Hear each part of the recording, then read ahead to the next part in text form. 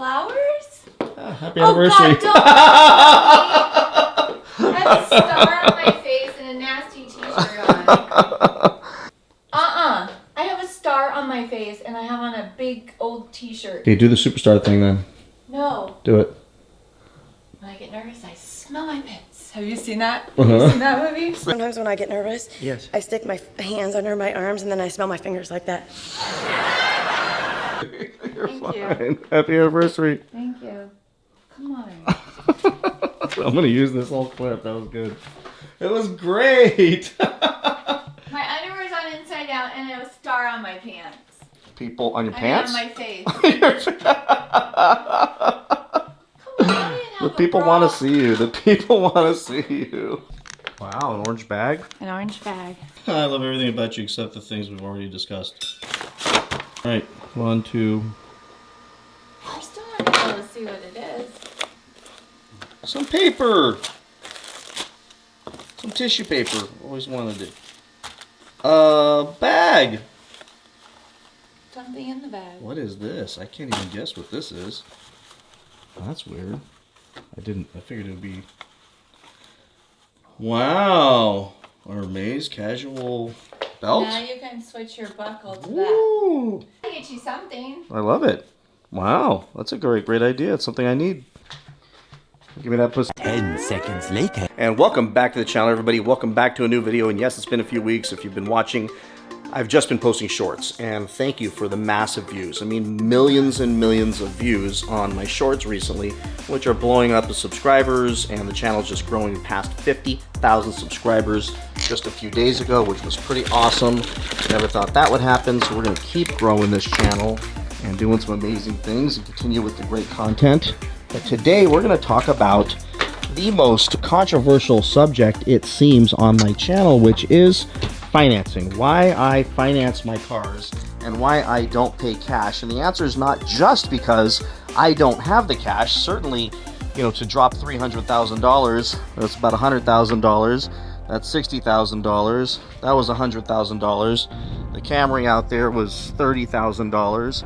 And we're gonna get our daughter a car, so that'll be another $50,000. So you can do the math. We start rounding around $300,000. So why don't I just write a check for all these cars? Because some of you self-righteous people in the comments who pay cash for your cars always have to comment that I'm an idiot for financing my cars. And today I'm going to share with you exactly why I finance my cars and why I keep my cash in the bank or working for me, and the details behind it, along with the reasons why it's probably not a good idea to pay cash anyways, and the benefits of doing a longer term loan versus a shorter term loan. All that fun stuff's coming up. But first, we're going to jump into the Scat Pack today and shoot this video so that we don't get any interruptions with all the craziness. We had our anniversary today, actually it is, which is technically 17 years together. And I don't want to get into 13 years married, but we were both non-committal, but obviously things worked out really well for both of us. More for me than it did for her. Just kidding. But let's go ahead and get this thing started and do a cold start on the Scat Pack with Santa sticking out of the trunk. Alright, I'm lying. I did leave this morning, so that's kind of a warm start. And that will sound better very soon. Alright, so before we start this video, I'm going to play a quick clip from my last video on a product that's going to help keep your cars from getting stolen. So many of you bought this product, so it makes me feel good that you're keeping your cars safe.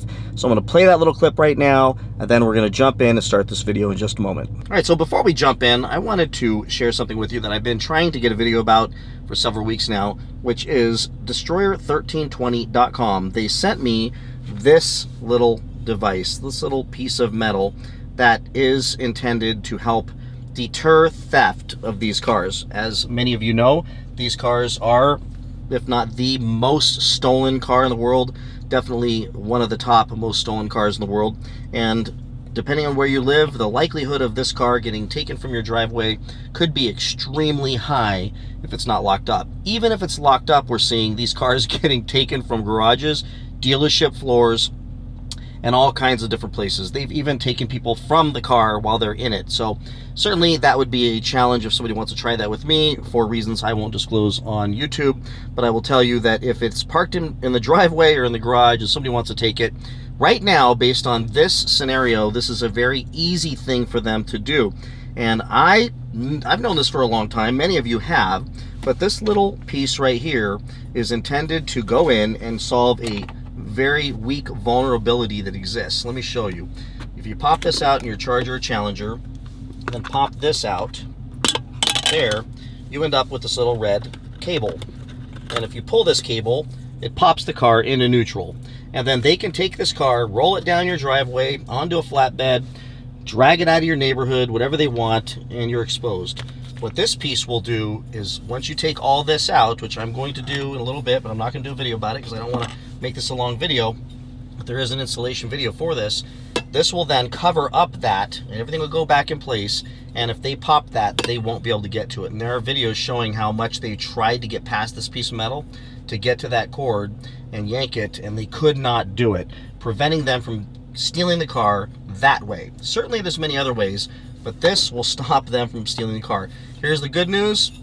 They sent this to me for free, and they wanted to send it to me for free so that I'd pitch it to you all. I believe in it. I think it's a great product, and heck, beats the hell out of what we got right now. For $40, I mean, you can't beat it. Now here's the deal. With my code, OC20, you can get 20% off at destroyer1320.com. So go check that out, get yours, use OC20 as the code to get 20% off, and protect your car, make it harder for the thieves to steal. Now if they'll just make one for catalytic converters, maybe we will stop getting our catalytic converters stolen as well.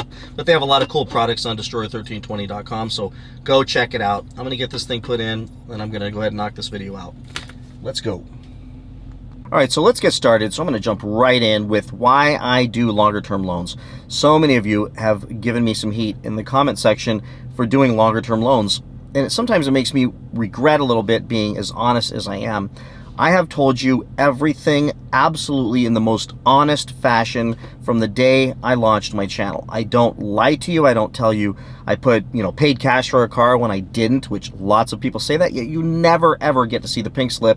They never hold it up and show it to you on the camera, yet you're supposed to believe that they've got all this money. But when I dig down with the actual numbers on the YouTube channel and look them up a little bit, I find that there's no possible way, unless they inherited money, that they wrote a check for cash on that car. And I know that the whole point of them doing that is, one, to inflict an inferiority complex on anyone out there who doesn't have the cash and make themselves look bigger than life, that they're out there making all this money, shooting videos on YouTube and stroking checks for Lamborghinis and Hellcats and all kinds of fun stuff.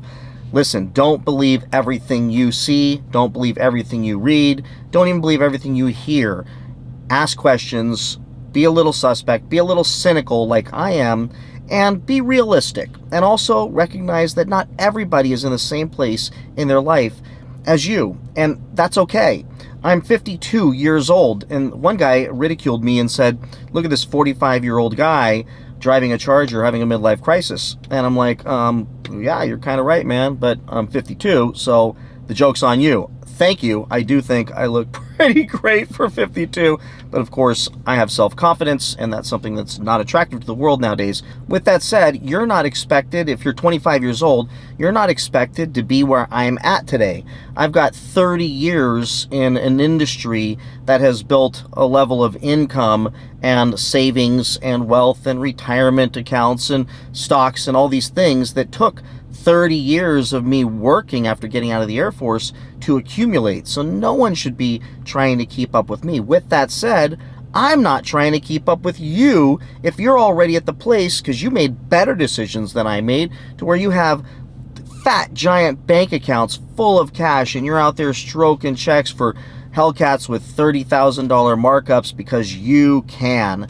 Good for you, proud of you. I mean, hope we all reach that level someday. I don't think my brain will ever get there where I will pay a $20, $30, $40, $50,000 markup on any car. I won't pay $1 markup on any car. By the way, really close to securing an allocation on a Hellcat. Stay tuned. Hopefully that works out, and I'll have some great news on a new video. But I'm getting messages every single day from people saying that they're getting them for sticker, by the way. So it is possible. They're just in other states. I'm trying to make sure I do this in California. I digress. Back to my point. Don't feel like you need to keep up with the Joneses. We don't need to compete with each other. If you paid cash for your car, good for you. I'm going to share with everyone today why I do longer term loans and why maybe you should do the same thing depending on your financial circumstances. I do not know your circumstances. If you're sitting on $500,000 in the bank and you want to buy a $50,000, $60,000 Scat Pack and write the check for it and not finance it, rock and roll. You get down with your bad self. Me, I want my money making me money. So that's one of the reasons, but we're going to get into that a little bit deeper in a minute. So let's jump right in why I do the longer term loans. I've gotten a lot of heat for some of the longer term 72, 84, 96 month loans that I've done on some of my cars. I've gotten a little bit of heat for some of the open-ended lease deals I've done. Actually, the open-ended lease deal I did on my Lamborghini. And let me tell you why I've done this and getting these lower payments. The first reason is because in my life, in my industry, in my history of being in my industry, my income will always go like this. It will go to the moon, and then it'll come back down, and it'll do it rapidly. It'll do it super quickly. And the key when you're in the real estate business is to be able to not participate in the dives, but participate in the highs. And in the past, if you watch some of my older videos, I've definitely accidentally and very sadly participated in the lows, and it brought me to my knees. And I'm not falling for that again. Yeah, we're not going to fall for a banana in the tailpipe. You're not going to fall for the banana in the tailpipe? So having my monthly expenses being very low, and I'm talking like 25-30% of my monthly income, allowing for an even 50% drop in my income, and we're not going to lose anything, is where my head's at. I'm ultra paranoid because I'm scarred from past events. If you have not been alive more than 25 years, there's a chance you haven't fully experienced a recession as an adult yet. And I'll tell you, they're not fun if you're not prepared for them. So for me, keeping my monthly expenses low. So if I buy a car, let's just say a Hellcat, that right now, based on the interest rates, would be $1,500 a month. Just an example. And you can go and get that payment by going a longer term, down to 96 months, down to, let's just say, $1,000 or $1,100 a month. Yet your income's still really, really good. Why wouldn't you, at least this is what I do, take the $1,100 car payment, and since economy's good, income's really strong, pay $1,500 or $1,600 or $1,700 or even $2,000 a month on that car, because your interest rate, albeit a little higher because the longer term, is based on your principal balance. So every time you make a payment that's extra towards your principal every month, it'll reduce the amount of interest you're paying. So the equivalent interest rate that you'll pay during a year or during the life of that loan will be less than if you paid a lower interest rate but only paid the minimum payment and kept the principal balance really high for, let's say, 5 years versus 6, 7, or 8 years. So paying more every single month should be your objective. My Lamborghini will be paid off in 2 years. Come April, that car will be paid off. I will get the pink slip and I will put it on my YouTube channel and hold it up and show it to you all, and unlike anybody else will do, and say, look, this is what I did in 2 years. I would rather have the lower payment so that if there is a dip in income, there is a, for example, for anyone out there who's working a regular job 9 to 5, your boss comes in and lays you off tomorrow. You've got to go on unemployment and you didn't even get a severance. And now you're like, oh my gosh, what do I do? Well, if your payment's lower, there's a better chance of you keeping that car. Even though you've got a longer term, you've been paying extra while you had the money, but now you can go right back to that low payment. You're in control of that low payment, so you don't lose your car. I don't want to see anybody out there repoing their car because you were told never take that long-term loan because you're going to pay so much in interest. That takes me to my next point. You will not pay that interest. If you pay extra every month that you can, you're going to pay interest on a lower principal dollar amount. That is why it makes sense. And you're going to pay that car off sooner. Like I'm going to pay off the Lamborghini. like I will pay off the Scat Pack. With that said, probably won't even keep the Scat Pack very much longer if I get the Hellcat allocation. So then that takes me to the next point. So number 2, I never take my loans to term. The assumption that if I did a 96-month loan that I'm taking that loan to term is ridiculous. If you've been watching the channel, one day you figure this one out. I don't have a car more than a year, more than 2 years. Last year was an anomaly because of weird things that happened with my Hellcat, where I didn't have cars for more than a few weeks or a few months at a time. But normally, I'm pretty good for about 2 years. Meaning, I'm not going to take that loan to term anyways. I am going to put a down payment down. Generally, I'll put down anywhere from 5 to 10%. And in this recent last few year market, I haven't had to worry about the car depreciating a lot and me getting caught in an upside down car. With that said, I believe those days are coming to an end, so we need to think more realistically. But I don't take loans to term, and you shouldn't take them to term. I don't care if you did a 10-year loan on a car. As long as you, in your head, have a strategy, a deliberate and intentional strategy to pay that car off in 2 or 3 years, do it, get the lower payment, ensure that you never have to worry about being in trouble or a life event taking place and taking you out of that car. But I have the cash, I can pay cash for the car. We'll talk about that in a second. Get the loan, get the lower payment, and then pay extra. And then pay the thing off sooner. Or, like I do, trade the thing in. And frankly, I've either broken even or I've had enough equity to get a check back for my cars because I did put money down on the cars and I was able to get out pretty easily. In my Camry, I did a 0 down loan because it was 2.9% interest. That means that my payment is only $496 a month. I took the longer term. I don't even remember what it is. It's like, I don't even care what it is. It's like 5 years, whatever Toyota offered. But at 2.9% interest, $496 a month, I could pay $1,000 a month on that car and knock that loan down so fast that if I ever had to get rid of it, I can snap my fingers and sell that car and not get stuck with that loan. That's what happened in 2007. So remember, you want to get your principal balance low enough to where you can get out of that car if you really did get in trouble, but you want to make sure your payment's good enough to where at least you have a chance of keeping that car, because if you're sitting on a $1,500 payment, you lose your job, you're likely very screwed. That car does not make sense. It's unjustifiable to keep in a situation where you don't have a job. Make sense? If it's $1,000, probably doesn't make a lot of sense, but if you can hang on a few extra months, maybe you did get severance pay and it covers it for a few months and you get a new job, you can pick right back up. If your loan balance is lower because you've been paying extra while you were employed, then you can get out of that car really quickly. But get the lower payment, take the longer term, and just protect yourself from life events that take place. That's just my advice. I'm sure this is going to trigger people in the comments like crazy. Number 3, the longer term allows me to get a payment on more of a car for less money. Meaning, if I look at a Scat Pack at, let's say, 60 months, at $60,000, I'm probably looking at, I don't know, $1,200 a month.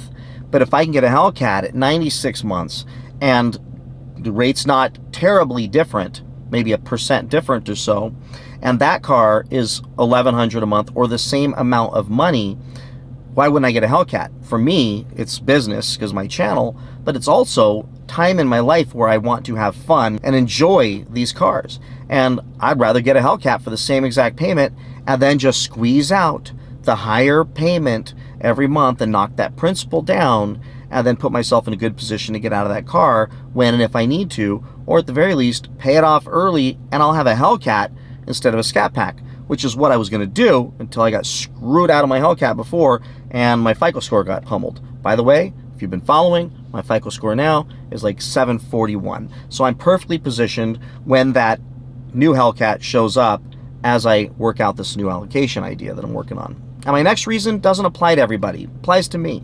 This YouTube channel is a business, and I am making money. I am getting revenue. I am making $2,000 or $3,000 a month from YouTube, merch sales, and if you buy things that I recommend on here, that kind of stuff, it all adds up, and that little business needs to be profitable. So if I was to write a check for, let's say, $60,000 for a car that I plan to feature on this channel and drive more views to it, it will take forever. It will take 5 years for me to ultimately get that $50,000 back. But if I buy that car and I pay let's say it's $850 a month. I think that's what I'm paying for this car.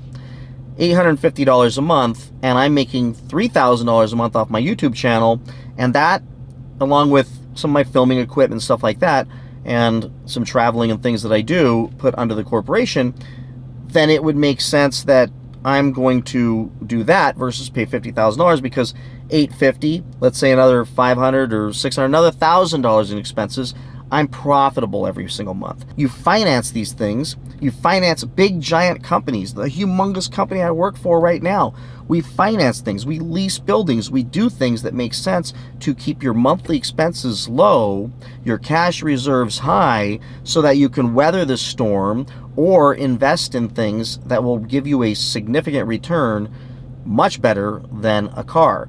But for $850 a month, this car delivers me a return because all you watch the channel. I appreciate that too, by the way. Like, subscribe. Now let's talk about why paying cash, even for most people, makes little to no sense. Let's go ahead and look at, for my example, and of course put your numbers into your situation, $300,000 worth of cars. I had one guy say, you're leveraged, you're broke, you're this, you're that. Like, I don't even know where that comes from to attack another grown man online in the comment section and make these accusations. Who cares? If I'm buried up to my eyeballs and one more car away from bankruptcy, how does it affect any of you? I'll tell you, I'm not, but who cares? Like, save the negative comments. But let's talk about why it would be stupid for me to have stroked all these checks or bought cheaper cars and just paid cash and not had any monthly expense. And here's the main reason. If I have $300,000 in cash and I put it down and I buy all these cars for $300,000, now I've got cars which notoriously, and with exception of just the past few years with a very, very abnormal circumstance with supply chain issues causing there to be a shortage of cars, generally these cars are going to go down in value. And yes, folks, I know this is going to kill some people, but goes down in value. Even the Hemi cars go down in value. Let's just say it's $1,000 a month, $12,000 a year, because I'm going to drive the hell out of the cars. I don't take the car and put it in the garage, put it on blocks, and then hope that 20 years from now it's going to be worth more. Neither do most of you. We're going to drive these cars, and driving these cars causes these cars to dramatically depreciate with all the miles we put on them, wear and tear, and everything else. It's harder to sell a used car with a bunch of miles, even in this economy, in this market, with a shortage of these cars, for what you paid for them or more. Bottom line is, if you get out breaking even, good for you. So I'm losing money on these cars. So the second I pay that $300,000, that first year I lose, I think it's more than this, but $12,000, $15,000, $20,000 on these cars. Gone. It's just burnt cash. Just gone. I could have taken the cash, thrown it out the window. Had I taken that $300,000 and put $300,000 down on a $600,000 home, somewhere here in Orange County, California, that's going to rent somewhere between $3,600 and $4,000 a month, maybe even more depending on where it is. The payment on that house is going to be $2,400. That's going to give me somewhere between $1,200 and $1,500, maybe even $2,000 in income. That income every single month comes in is going to be used for a vacancy factor for a few months a year that it might be vacant, which frankly in this market would never be vacant, but let's say it was. A tenant who didn't pay, some catastrophic circumstances with repairs, a water heater explodes, that kind of stuff. So I'm going to make myself maybe $10,000, $12,000 in a year off of that property. Generally, that's going to pay for everything, even a property manager to manage it for me. That makes absolute sense for me to dump the $300,000 in that. Now, last year, did I do that? Absolutely not, because I believed we were at the top of the market with artificially created interest rates. Today, we're in interest rates that absolutely seem like they're painful, but they make more sense, and prices definitely coming down. So this year, we are going to buy, most likely, 2 investment properties. Both those investment properties will give us a positive cash flow based on the down payment we put down. That's going to deliver income to us. But here's what's really cool. Even if they break even, the tenant will be paying off my mortgage, and that will be creating equity. Over a long period of time, even a relatively short period of time, 10 to 15 years, there's a 100% chance, based on the housing shortage in America, that there will be appreciation in that property. Now that appreciation may follow alongside inflation. So if the dollar becomes worth less, but my property becomes worth more, then at worst, I end up just being even in the end. So my $600,000 property goes to $1 million, which is equivalent to $600,000 15 years from now, but the tenant paid down or paid off my property, so now I have a $600,000 or $1 million asset that is paying me $4,000, $5,000, $6,000 a month in income. There is no way in hell that your car is going to ever deliver you that kind of return. But forget about real estate, because that takes really good credit, really good income. You got to qualify for this stuff, and that's a challenge for a lot of people, and I recognize that. But you can go and buy some stocks. I found some stocks recently that are wildly on sale. Solid, principled companies that absolutely are just getting pummeled because of the news. The news about the economy, the news about a recession is driving these prices down. So I did write down an example here that I'll share with you, and I'll read this to you because the numbers are astonishing. If I buy a $7 stock in a fundamentally good business that is projected to be a $20 stock, which, by the way, you can read all the articles from all the analysts and see what they think it's going to be.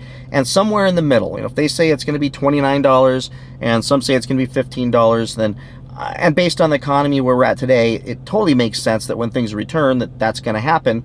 So I just need to let my money sit there longer. A $20 stock, and it reached... that is projected to be a $20 stock, and it reached that, then my cash could make me a ton of money. Example, a $7 average stock with $300,000 would be 42,857 shares.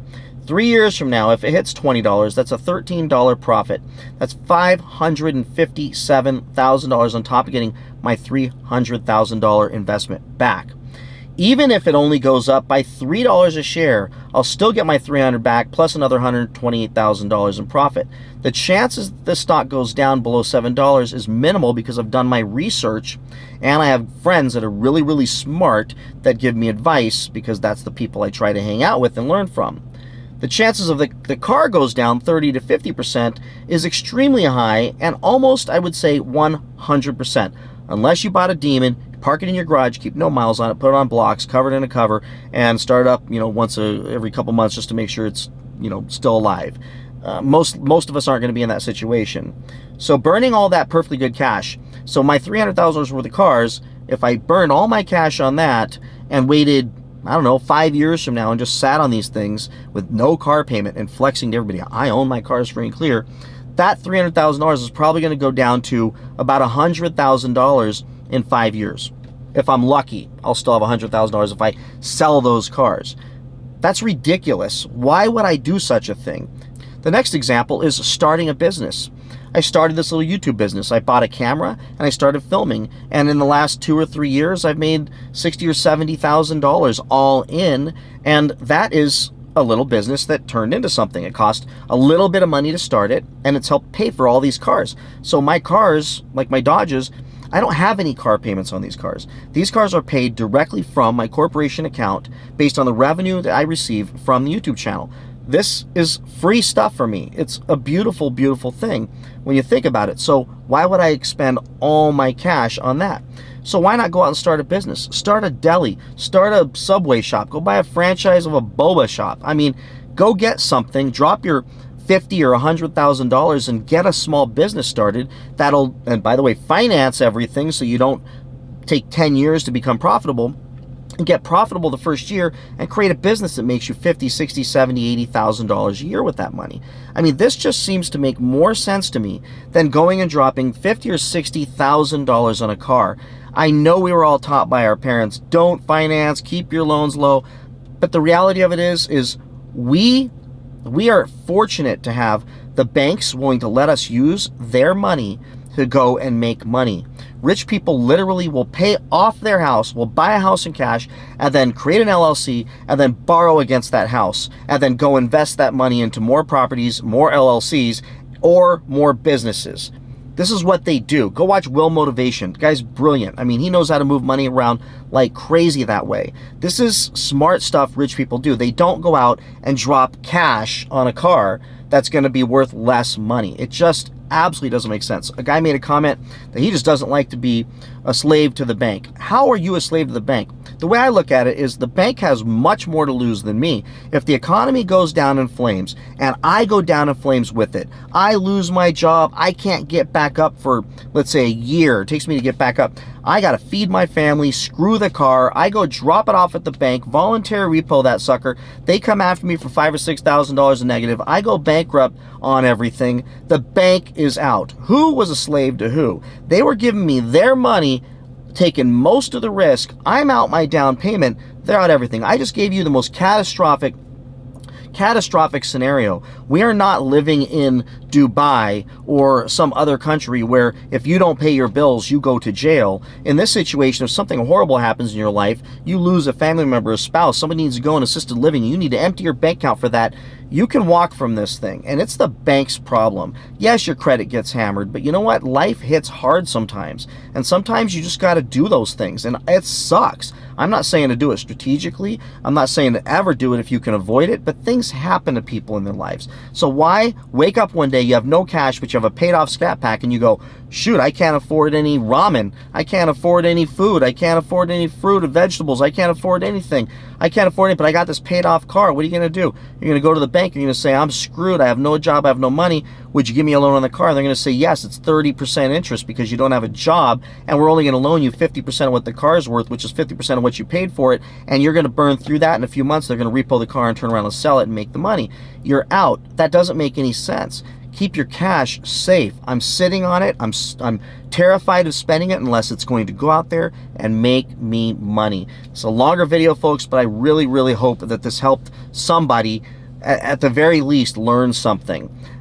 Be strategic, be smart, use other people's money whenever you can. That's another reason you need to have good credit. You need to focus on getting your credit really good, which I did from July to today. I shared with you, took you on the journey, blew my FICO score up, used Sandy at ScoreFlow, and here we are today at 741. I'll be 800 FICO score by the time my Hellcat does arrive, and I'll get the best interest rate in the world, and I'll do the longest damn term I possibly can and get that low payment and bring you a ton of fun content. So with that, everybody, please like, subscribe, comment, stay motivated, and try to be respectful in the comments. There's no reason to pick a fight with another grown man in the comment section if you wouldn't pick a fight with him in the street. Just doesn't make any sense. Just be positive. Share your constructive criticism, and I will write back positively. Otherwise, I'll either delete your comment, ignore your comment, or comment back and point out where you're flawed in your thinking, because I do try to interact with everybody. Next and lastly, I have some fun stuff coming at the beginning of the year. I have so many of you writing me comments, wanting to get on the phone and have conversations about business, about life, about challenges you're dealing with, and there's no possible way. So I'm working on a way that I can deliver you all at the beginning of the year the opportunity at a very cheap price. I mean, so cheap that you're going to be like, why is he even doing this? It's like charity. It's not charity. I'm there for everybody. I want to help people. I want to create relationships to where I'm helping make the world a better place. So stay tuned. First of the year, we're going to launch some cool stuff to where we can actually do what you want to do. Get on the phone, maybe have some group conference calls, some Zoom meetings, things like that, where we can talk just us. If it's just one of us, back to back, having a conversation, that's cool. If it's 50 of us, that's cool. And I'm going to make it so cheap that anybody can afford it, because I don't want to create something that is impossible for you to be able to afford and that takes away from your family and your life, because I get fulfillment from doing this. So stay tuned. That'll be coming soon. Comment below if you like that idea, because I think I love it, and my wife thinks it's a great idea. All my friends think it's a great idea, and I can fit it into my schedule to be able to deliver some really, really good, solid arm support to all of you. Again, like, subscribe, comment, be respectful, and I'll see you in the next video. Bye-bye.